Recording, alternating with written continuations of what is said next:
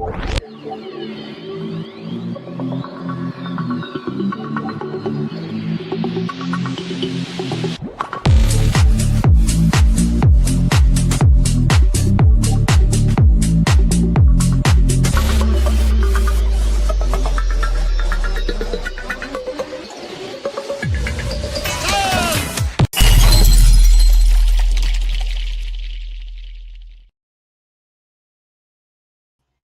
right, middle of the night, Alchemy stream.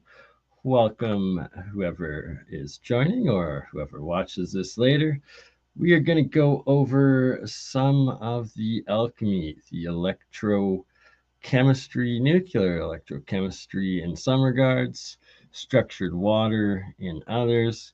This first picture we're looking at here, we can see the actual exclusion zones, the charge differential starting to form. So this is a triple solenoid copper sacrificial anode, and then one piece of wire going down, and from it we have this Cu H3 and then monoatomic single Cu right there, and it starting to form layers. And here it is as it continues, and you can start to see it forming layers and lines, and as the reaction continues on. So we have two, here's the cathode and the anode. And from the anode, you see the CuH3 forming and the Cu oxide in the blue, and then the white, the monoatomic. But the lines of these, what Dr. Jared Polak calls the exclusion zone, so these charge separation of layers as it continues forming, and that you have both the brown-orange copper hydride, and then you have the white monoatomic copper as well, and them separating, and then some of the blue, the copper oxide forming. So copper hydride on top, then copper oxide, and then the monoatomic layers and the exclusion zones in between. Here we have the yellow state, what the alchemists call the sulfuric state or the dead state, and I believe it is a very reactive hydride acid. I suspect you need to get it tested, but it's definitely not sulfur. It's not transmutation, no claims of that. It's formed as a reaction when you cut the electricity. As you can see, I just unplugged it here, and this was the cathode, this was the anode in the pink crystalline state, and the cathode in this black nanocoating copperine state for the copper. And then you can see the top that wasn't submerged of the anode also in this full black nanocoating that is the copperine for the copper. And then you can see on the cathode, the side that wasn't submerged, it's still uncoated from what wasn't in the water. Oh, here we got shout out to Michael Boyd, and he was the one that gave me this guy. Sadly, so this is just some styrofoam. I was able to get some monoatomics floating in it, but then it dropped and it clogged this little speaker. I'm trying to clean it out to get it working again. Currently, yeah, that was the results of that. The powder fell in and messed with it a bit. Here we have In this reaction, it's gold bar, monatomic gold here, sacrificial anode, and the silver cathode. And this was a reaction that it was prior of a gold anode and cathode, this being monoatomic gold, this being nano gold, this being monoatomic gold, this being goldine, black structured gold in that collection, and on top monoatomic gold, nano gold on the bottom, and here you have monatomic gold and silver all forming, no nano gold in this reaction, just straight monoatomics forming. And as the reaction continued, gold anode, silver cathode, much more monoatomic gold forming, clouding up, condensing, and again this very nice fluffy monatomic gold on top, floating, and that's the good stuff. That's what, well, supposedly the manna of the ancients. Okay, and here we have the evidence of why it is so good. So this was, you can see beets, you can see normal sized lettuce there, and in the back here some Swiss chard, normal lettuce plant. And then we have the beast. The this lettuce plant here ended up growing to 6 feet tall. This was earlier in the summer, probably around July or early August, but same height as the sunflowers. We ended up being able to have 30 salads off of this one lettuce plant alone, and that's what I gave some of this monoatomic, the purple monoatomic gold powder to this lettuce plant, and that's the results.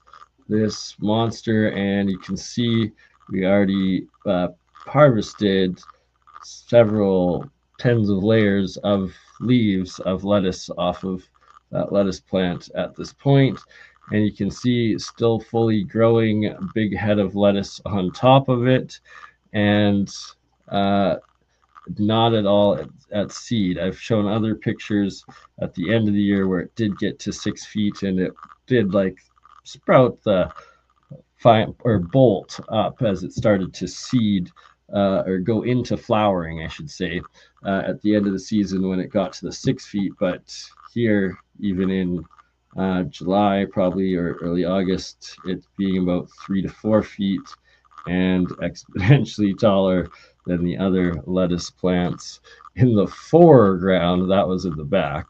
And yeah, quite something how it goes.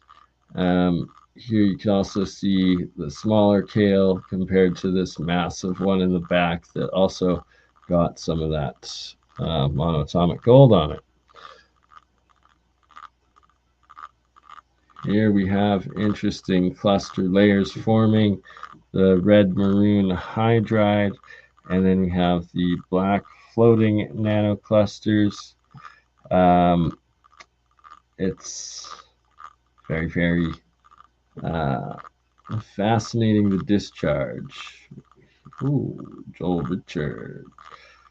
So yeah, this is the French Keshe Foundation. This is a full Keshe reactor. These are the spinning GANs or ORMUS monatomics in there, and part of how it creates the plasma fields. Good to see you, Aaron. John, welcome. Good to have you. Thanks for joining in today. And this right here, one of the best copies, and evolutions of the Russell periodic table. Pardon me. some good old water.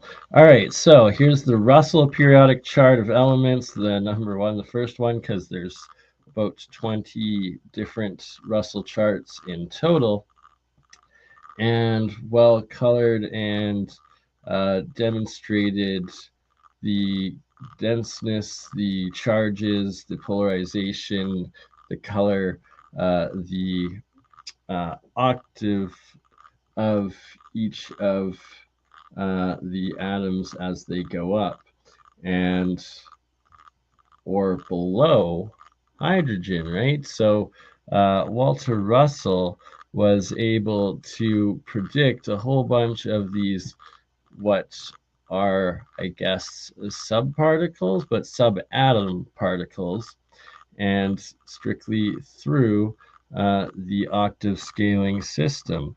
Walter, very, very awesome before his time individual, and this is a key part to understanding how my valence shell phase shift fusion model works, and how sound and resonance are a key part of the structure of the atom, and how the bonds form, how the reactions happen, and understanding electronuclear chemistry, essentially. And no one knew it better than Walter Russell.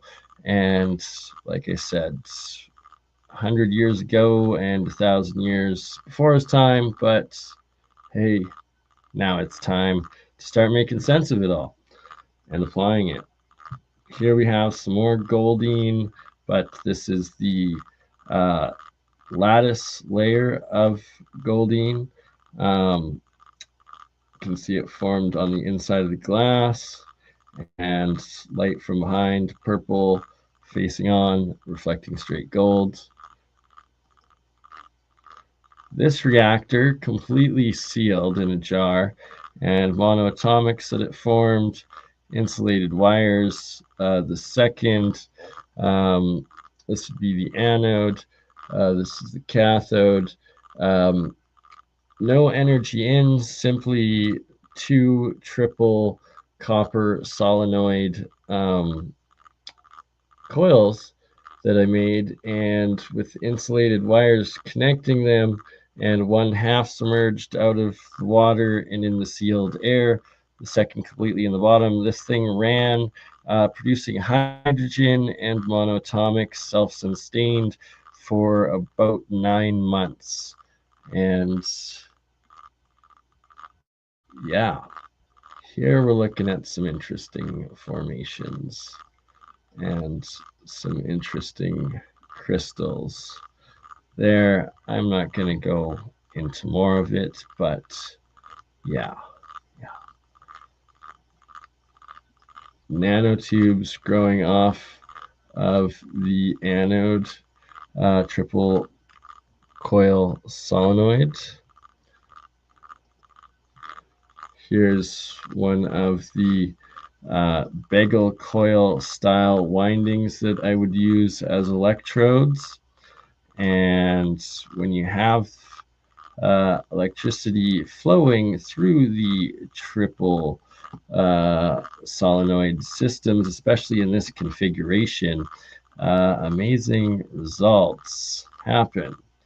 And here we have an anode in the blue oxidized state, but white oxygen bubbles completely held to it and encasing the anode in this state and suspended. Here's another one of the anode completely covered, encased with oxygen bubbles held to it. They don't go up, they just stay suspended. And then at the bottom of the copper, it's releasing the monoatomics and the copper oxide out of the base ending. Ooh, chemistry. The chemistry of Isaac Newton. This is also, well, where I deciphered the most and reproduced Sir Isaac Newton's 7 colored states of transmutational metal elements, and how I started figuring things out. Here we have a whole bunch of different coils that I've made and wound. Ooh, I like that one, Aaron. Keen mystery. It's keen mystery from Kemet. It's chemistry, or Alchem, electrochemistry, or electrolysis chemistry. Anywho, you can see the different wrappings, windings, different reactions of oxides, copperines that formed, and what I've used as electrodes over the years to get my different reactions happening. All right, so this right here, one of the many ancient alchemical, I guess, depictions, they call it, of the Philosopher's Stone. This is specifically titled the Philosopher's Stone. And what do we have? We have the lion eating the sun, right? And that it is bleeding down. And what this means, the lion being the electric charge going into the reaction, and it is the sacrificial anode, and the sun being gold. Okay, so you have a gold sacrificial anode going into the reaction, and that is how I deciphered what the Philosopher's Stone is, but that is only one half of it. The other image will be coming up soon, or let's just skip to it. Actually, there we go. That wasn't that far. Oops. Here we are, another one. So this one also being called the Philosopher's Stone, and it again depicting, you have the lion with the sun, and then in the water you also have the moon, which is silver. Oh, whoops. So there we go, so you can see it. So there's the moon, which is silver, so that I realized is the cathode in making the Philosopher's Stone. You have the lion that is the gold charge, and the silver as the cathode in the water, and they're both called the Philosopher's Stone in the depictions. There we go. Again, have the lion as the sacrificial sun going in. All right, so that's Philosopher's Stone. And again, 18, and well, we see this one also labeled as 18. Philosopher's Stones, even though different pages, different books. All right, now here we have some self-organization happening. The spiral, endotropic, macro to micro, like galaxy, and the exclusion zones as it is self-organizing, self-structuring. Another one splitting into 2. And monatomics always do this. And this I love. Call it the red, white, and blue, right? Is this the patriotic anode or reaction? And it's showing, now I can actually see green as well. So at least 4 colored states of Sir Isaac Newton's transmutational metals being shown in this one simple copper triple solenoid anode that I just removed. And the red state, the white state, the green, and the blue, and it's just pure copper. And it was the anode into the saltwater reaction. So these are different hydrides and hydroxide states, as well as potential covalent structures within the remaining copper as well, as it forms, like this one being copper in the black, and it is copperine on the outside. Copperine being graphene but made of copper. Myself just coming up with that term recently and being the first to demonstrate and invent it for what it is. Here we have, you can see clear exclusion zones, but charge particle movement flow.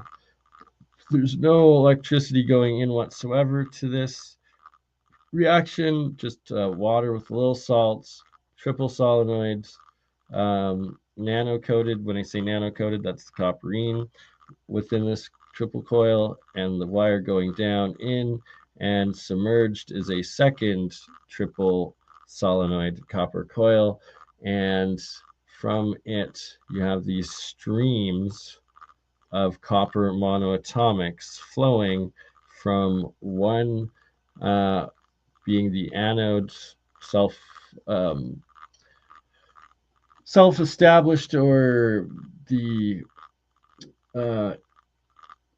homeostasis, I guess, the self-organization of the reaction when you have two, one submerged completely, the other half submerged coils, and that it's trying to reach neutrality or balance. So the one that turns into the anode, you have the monoatomic flow coming out, and then the one that's the cathode, you can see all of the hydrogen bubbling up from it, and it's a reaction of atomic hydrogen for monoatomic copper that creates this hydrogen battery electrolysis reactor and self-contained sustained system. So zero electricity being put into this right here. Oh, for the other one, it was 5-volt AC. For this one, this was a 5-volt AC anode, to answer your question, Aaron. But in this reaction, zero inputs voltage or connectivity, electricity, DC or AC. It is just through the differential of charge created that it self organizes into anode and cathode and the reaction. And clip that, AI. Thank you. Speaking to the AI now. All right, here we go as it continues on, and you can see how it forms this cluster point in here of self-organizing monoatomic copper. And it's like the counter space between where the cathode is here and the other side where the monoatomics is flowing and then starting to produce clusters of the monoatomics as it gets to this reactor state with the hydrogen forming off of it. All right, this one's also to be clipped, and this is a straight quasi-crystal that I formed, and it is monoatomic silver and zinc is what this formed out of, and it formed in minus 45 degrees Celsius outside winter when I took the reaction out and left it. And then I waited 6 months because I was like, if that's ice, how the heck is it still in plus 30 in June? And it, yeah, it wasn't ice, and it evaporated into white powder. I should actually hold on a second. I'm gonna grab a sample of what this clear monoatomic crystal eventually turned into, and it's turned back into white powder.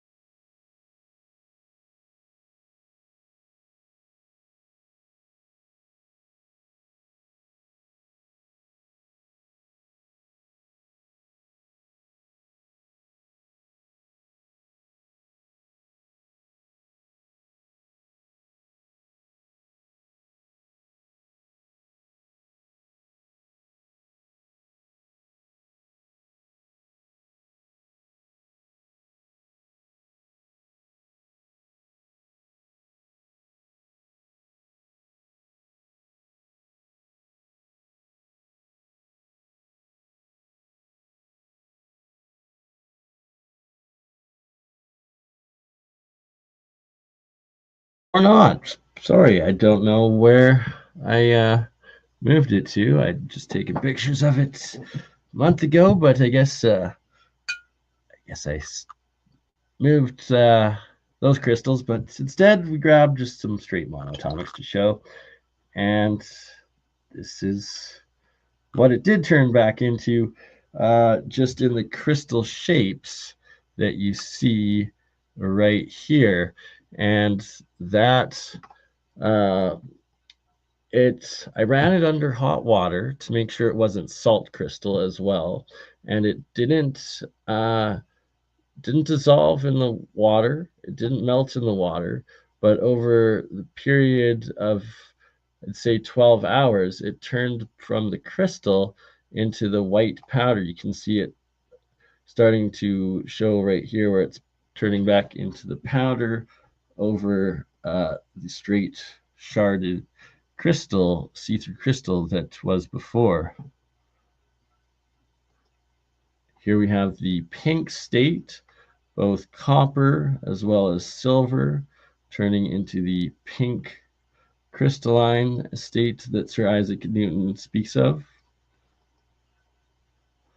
All right, here we have, once you increase the voltage into these electrolysis reactions, this still yellow-orange, white in the center, but we get to a point, so this is producing hydrogen, lots of it, with the arc between the two electrodes. But when it's in this orange-yellow color, it's just producing hydrogen. But when it gets to this pure all-white state color, that is when it starts doing plasma fusion, and it starts turning hydrogen into helium. Shout out Jeremiah Pop that replicated this experiment. This is his demo of the reactor after I gave him the design to do, and going to have to replicate this again and get lab samples taken and proven that it is indeed hydrogen into helium, and we are getting elemental transmutation happening, and that is helium bubbling up from the hydrogen. Here we go. Here we have a gold chain and a silver coin. We have one insulated copper wire that goes all the way down to the bottom of the jar and back up and connects the the silver and the gold. And then we have another copper wire above the air connecting the gold and the silver. And between those two charge differentials, you can see that it is creating the reaction of the ancient philosopher's stone and the monoatomic gold coming off of this gold chain. You can see it here flowing around, snaking around, and collecting by the silver. So this is all monoatomic gold flowing from the gold into the silver, and that is reproducing what I showed earlier with the golden sun lion and the silver moon within that reaction. Here we have, again, a triple solenoid copper coil, some blue oxidation, the black copperine, the orange copper hydride 3, all within one anode that formed. That was off a 5-volt AC reaction as well. Again, you can see it, some of the green, a little bit of the red showing as well, and the yellow also at it, and all just copper, different states of the reaction. This being paper towel, and this being the broken down copper anode in the red state, orange state, yellow, and white state. This being the white calcification, they call it the calcium state in alchemy, and it's the decay state, right? So it's the white decay. It's not the monoatomic, And again, I believe it is just copper or whatever element you have in this color. It's not actual calcium. If anything, it's a hydride or a oxide form, but mostly just a different valence bond of the element as it breaks down. The red, I believe, is a hydride, a very reactive hydride that forms. Here we have red state. So this is the pink and red state copper, and it is burning through aluminum. So this is aluminum foil. So I just took this red state hydride anode out of, disconnected it from the 5-volt reaction, and I wrap it in some aluminum foil. And it got so hot, it was literally burning through, and like it burnt my hand to almost touch it, the amount of heat coming off. And this is aluminum dissolving as it's burning through the foil.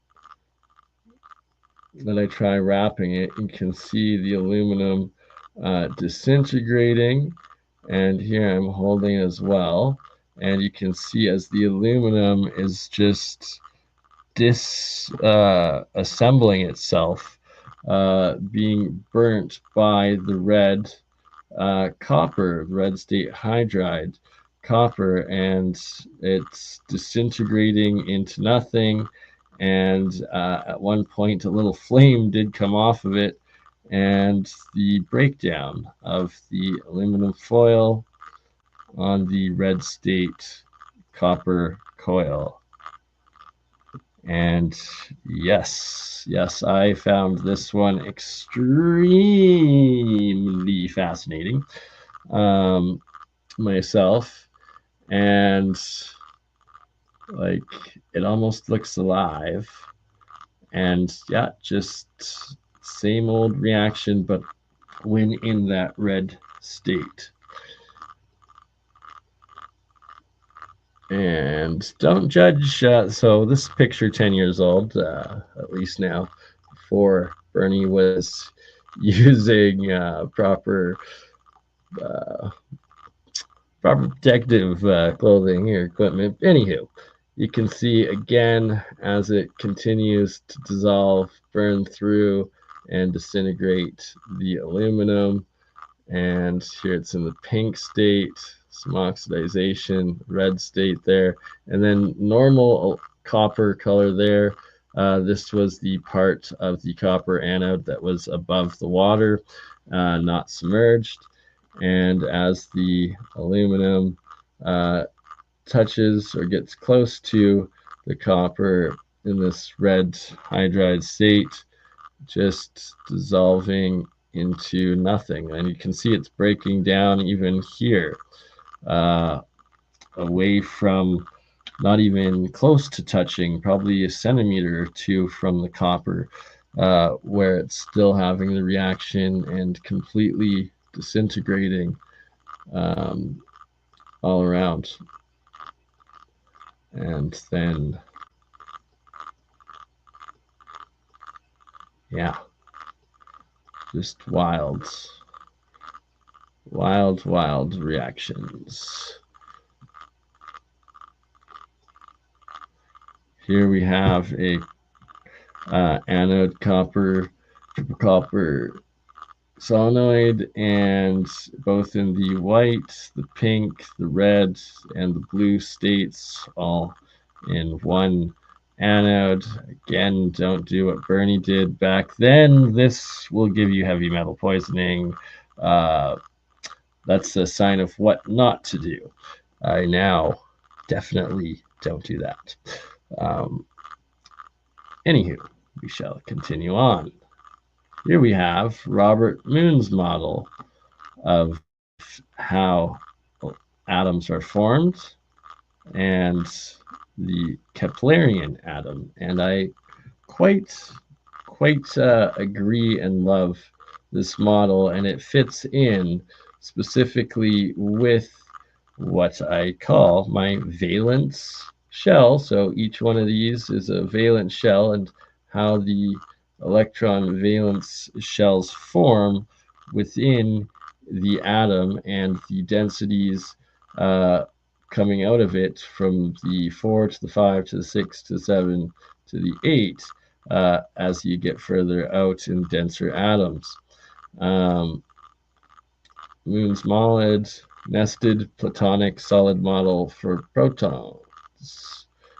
Back to the Walter Russell periodic tables, right? So again, there's many of Walter Russell's periodic charts that show the scaling of the octaves, the charges, and the polarization, the red and the blue of the atom as it's made, and where it fits into the octave system of scaling. 1926. Literally 99 years, 100 years ago. All right, there we got AI BurnEye. Boom. Doing some alchemy. Again, so here I had some copper hydride or hydroxide, I guess monomolecules, ormoscans, whatever you want to call it, tri or quad atomic, whatever the heck it is, but the single particles. And then I put more water into it, and always the self-organization, the spiraling, the endotropic motion of how it forms when it comes up. Hello, Trisha Hammock. Good to see you. Welcome. Good morning, good evening, wherever you are joining in. And here we go again, another rectangular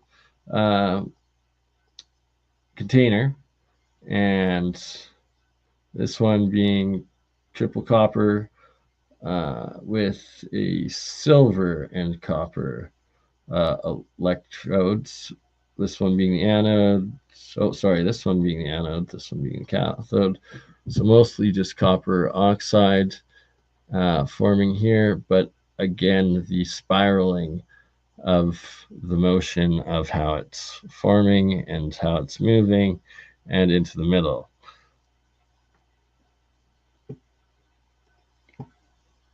Oh yes, you got it, Aaron. And so the innermost valence is nuclear magnetic, the second is acoustic, the third is photonic, and the fourth is ionic / plasma field harmonics that are the resonance structures of the valence shells in my model.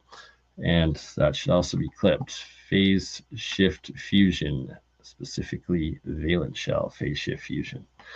VSPS, fusion model for short. Here we got copper anode cathode, and you have some copper hydride, copper oxides, and monatomics all forming out of the same reaction. All right, I guess that's the end of that roll of photos. Next up, we have, bam, let's look at some aerogel.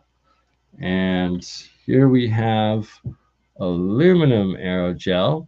You can see this is the aluminum electrode that it was formed on. It was originally 90 degrees, right? So when I had it set up, it was like that. But in this photo, as you can see, I have it rotated 90 degrees, and you can see that the droplet is still going the opposite way because this is aerogel, and that it is both crystalline structure of gel and water droplet of gel, and that it is not ice at all. It is straight aerogel. And here's a closer picture, and you can see some of the cleavage, the reflections, light, and as we go along, the electrode, while it's taking these pictures, broke, and then it fell off. And here it is on the phone after it fell, and you can see the new cleavage. You can see, so the crystal structure breakage. You can still see the drop intact as the full gel. You can see some more of the gel crystal and more crystal formations as it broke when it fell off of the structure. And there's the remaining of it on the electrode, and then some of the rest of it. Hope I'm not doxing myself too much. Don't think there's anything on there. All right. Here we have another reactor. This one, silver and copper, triple solenoid. Hey, good to see you, Elijah. Pleasure. And that's what always the rewatch is for. But good to see you, my friends. Enjoy your rest, and definitely worth rewatching. Giving away some goodies and some documentation here. Here we got a frozen one, and it's still bubbling, and then it's producing the black copperine on this side, still bubbling. This is minus 25 Celsius, I believe, in this reactor, and again, only 5 volts going into it. Still producing hydrogen out of the ice and copperine off of the reaction. And here you can see it going into that black and red state.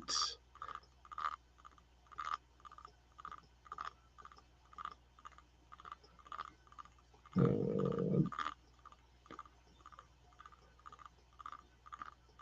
right.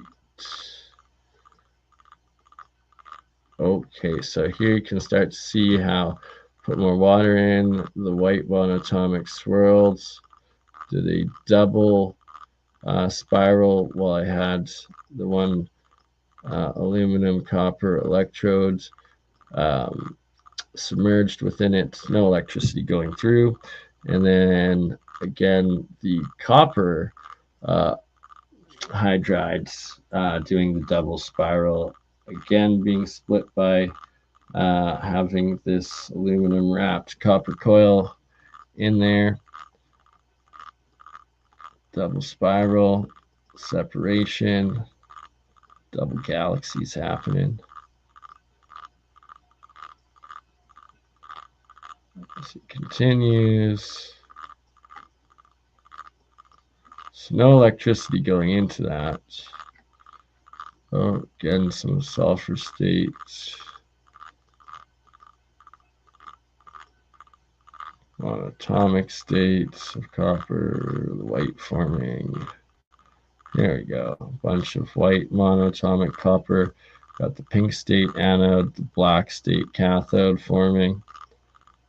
Here you got the oxidized state of happening that reaction with silver copper. Oh, winter. Here, freezing the red state.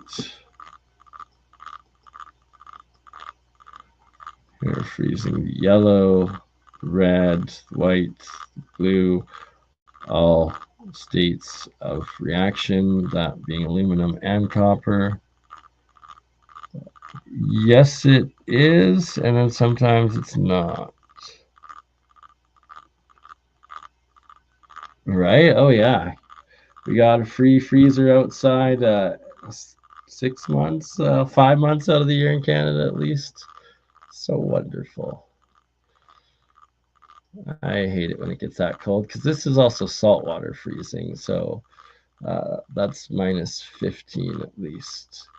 Now we're getting into some of my ice cubes of the ionic gold water. And ionic gold always has these fields with the exclusion zones. And then ionic silver always has these like twister vortexes that form. So this is ionic silver water in an ice cube. This is ionic gold water in an ice cube. And every single time, ionic gold will make these field lines out of the bubbles, and over and over and over and over.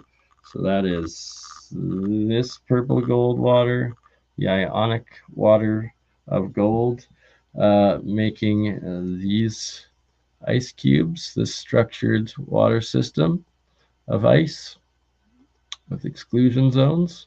Another one you can see, again, these fields of bubbles. All my ionic gold water does this every single time. Pour it, does the ice cube like this with the fields. That's what ionic gold water freezes as structures. Then here we have ionic silver water. Ionic silver water always doing what looks like lightning or a tornado, this vortex, and then the spikes down of bubbles protruding from it. So we have direct evidence of structured memory ionic elemental difference. Good to see Troy. And that's the ultimate alchemical gold, right? In the inside, transmutation into gold of the soul. Again, here we have ionic silver water, and we have this vortex lightning style structure coming out. Another one, and you can see the bubbles like shooting out of the vortex. Quite interesting. Here's a better one showing these tubes protruding out from the vortex. And again, here's the gold with the fields. So you can see the direct difference between the two, and clip that, because look at that. Direct field lines of gold, structured ice. And now here we again have that same jar that I was showing prior that had the aluminum copper submerged electrode. Now it being removed, and instead of there being two galaxy spirals, now we only have one forming when I put more water in. And again, you can see the exclusion zones of it, the self-organization of the spiraling of the particles that were disturbed as they self-structure between the charge, neutralization, and then resettle. There's the monatomics above. Here we have the red state, but it's in an orange belly container, so you can't really see. I was kind of dumb of me, but that was the only container I had because I don't have funding. So anywho, all right, now we have straight oxidized aluminum copper reaction going on there. You can see the aluminum bar going in as the sacrificial anode. And again, copper on copper and the pure white. I think this is copper and aluminum as this sacrificial anode too. And pure white monatomics, and then the oxidized diatomics. Here we have aluminum and copper getting the black, the orange, the white, and the red, and then the blue at the base. So the oxides and hydrides that form as different combinations. Here we have some harvested white monoatomic or potential aerogel structured aluminum or aluminum zinc potentially. Either way, the gel-like that comes out. Then this went from the white now to the hydrides and the oxides of the copper forming.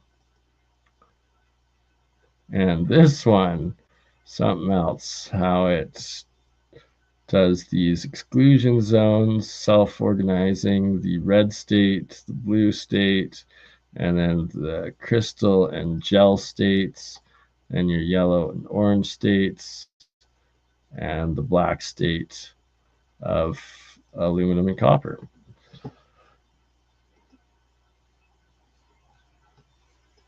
And these different nanotube structures that happen out of these and form all sorts of different plasmid clusters and lattice structures of bonds just between the atoms of well, copper atom, or copper, aluminum, hydrogen, and oxygen, and I guess sodium and chlorine are all the possibilities in that. Here you got the red, here you got some of the bubbles, hydrides, or hydrogen isotopes potentially on that. Nice greens, very neon-y, orange, yellows, reds.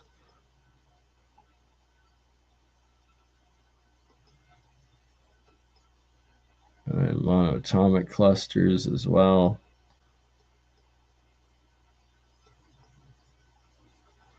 Now you can see like the dark blues and greens that formed, the extreme reds, maroons, blues, greens, whites, all within reaction.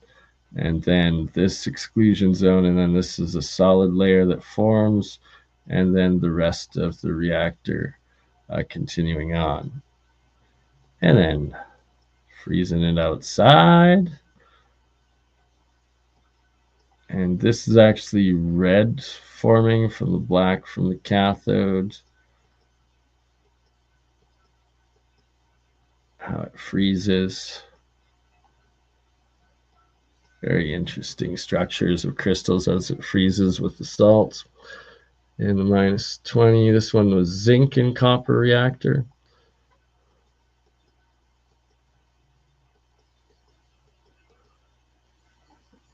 Straight monatomics freezing.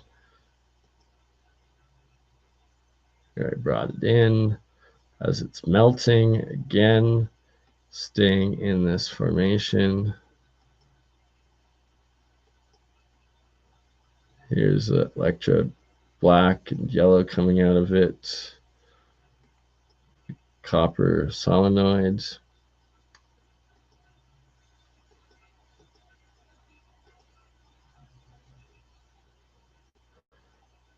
All just copper, and possibly aluminum.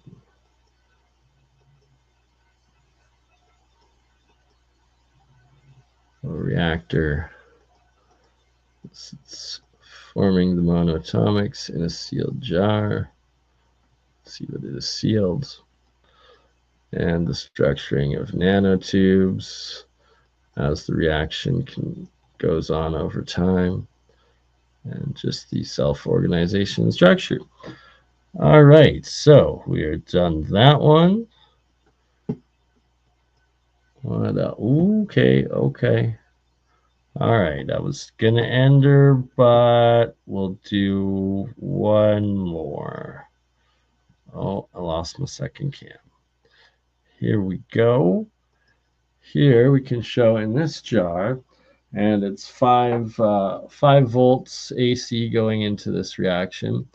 And this is one giant copper anode right here. And you can see this charge separation of the jar, of the water battery structure that forms, that this is triple copper solenoid, and this is triple copper solenoid coil, and they're the same coils.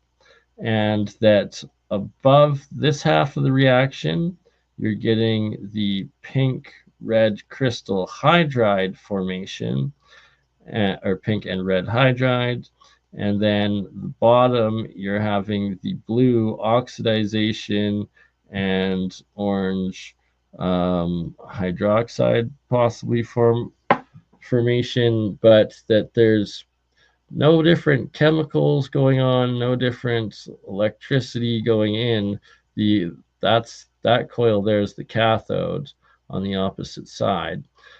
Just 5 volts, but it shows charge separation in 2 different reactions happening in the same reactor with the same elements going on. And that it's this in this pink. So these aren't bubbles you're seeing, those that's sparkling of light reflecting. And this is the pink crystalline state that Sir Isaac Newton states you can transmutate one metal element into another when you have achieved. And it's also that red state here going on that does, when dried and out of water, was triggering that aluminum foil disintegration, heat, and burning I showed earlier. And here a close-up on the copper crystalline structures and formation growth and potential copper quasicrystal action, as well as super hydride. Now, the reason why I need funding and labs to test what exactly each of the nano chemical compounds are that I'm making. And then lots of bubbles of all sorts of hydrogen and oxygen isotopes and molecular compounds also forming off of this anode and the opposing cathode.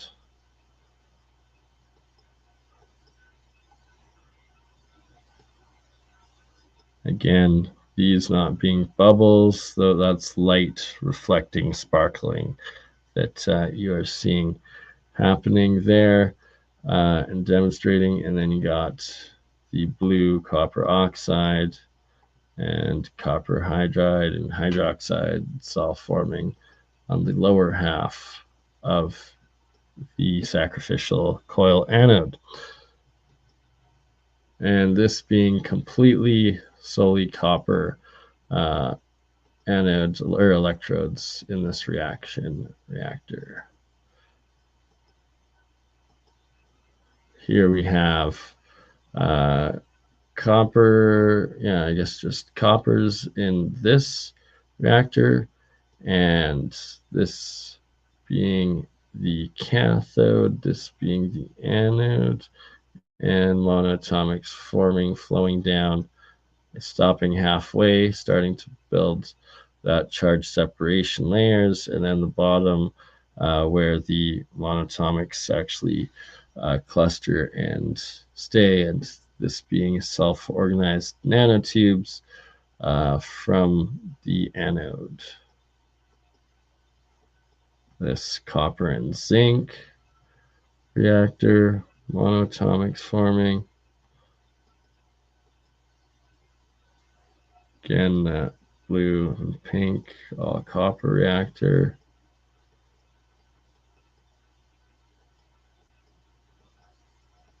Okay, well, we are an hour in, and that, I think, covers pretty much everything. Oh, okay, well, whole little bonuses, because I did want to share this one, so we can show this being the different ionic gold and ionic silver and ionic zinc compounds, this after it being stirred up, but the water that I've been using on the gardens, what I call agricultural alchemy. We're experimenting using ionic gold, ionic silver waters, growing plants here, this one being ionic silver. So this is how ionic silver freezes in the ice tray. And these are those tornado vortexes I was talking about. And here, there you can see, so this is ionic silver. And it almost looking like a comet, but there's these bubbles shooting and the vortex tornado. And ionic silver always making these structures every single time in the ice cubes. So this is ionic silver.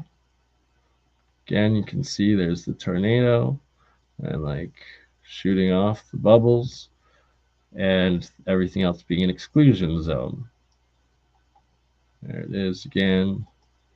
Oops, that kind of bad picture there. Tornado again. Vortex. Here we go. Here's a good one of it.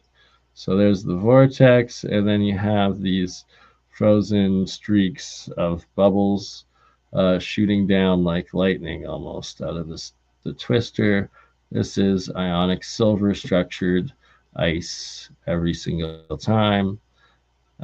What forms from it, and you can see how clear it was in the ice trays, and just these straight vortexes of the bubble formation that come from it, again like that.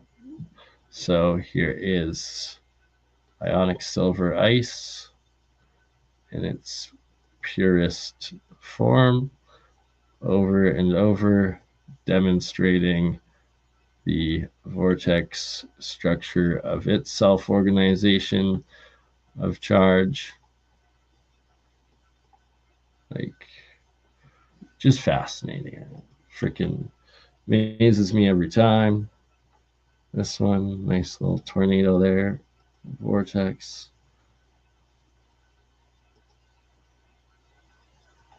And then just how clear the rest of the ice is. It's wild. So that's ionic silver water.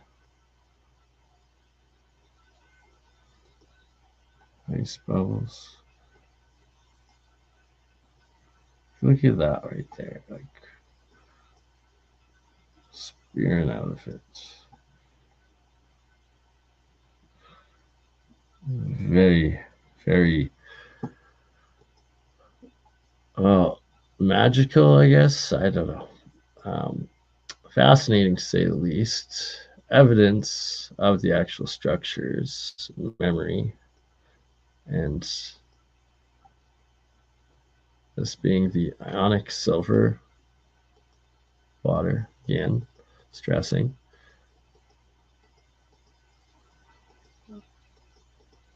So that was an entire ice tray of it. Oh, now see, this one had a little bit of gold in it as well. So you can see those other layers coming out, mostly the silver, but also a little bit of gold. So it mixes and you get both. So here's another one where you have those three fields of, or four of the ionic golds and the ionic silver twister. Again, 1, 2, 3, 4. The fields from the ionic gold water mixed with ionic silver. So you're getting both effects, both structures in these ice cubes that had both. All right, so done with that one. Now, I think one or two more little bonuses before we go. Okay, I guess we will show, just for comparison, again one more time. Here is the ionic gold ice cubes with the exclusion zones, the fields like that, every single time with ionic gold water when it is frozen.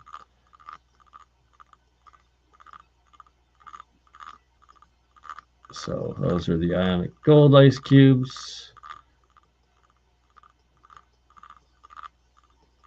Ooh, Now we have monoatomic and diatomic silver as I was flushing it during a full moon to get the salt out and impurities as it settles. And here you can actually see that it's white, but it glows yellow with the light, and then blue, some oxidization of the silver in that reactor. Here we have pink copper, oxidized copper, but going in the opposite way.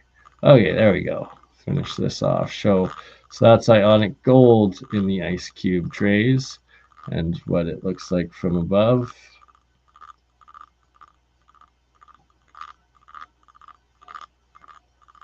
Same every time. Ionic gold does that.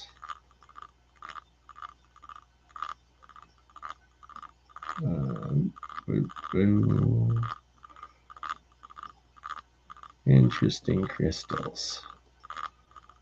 All right. Done with that one.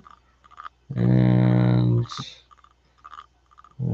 oh, I did want to share this one because this showing the oxidization and the hydridation, the two charge differentials in the same reaction. Well, actually three, because you have the neutral monatomic up there. But the hydride and the oxide coppers that form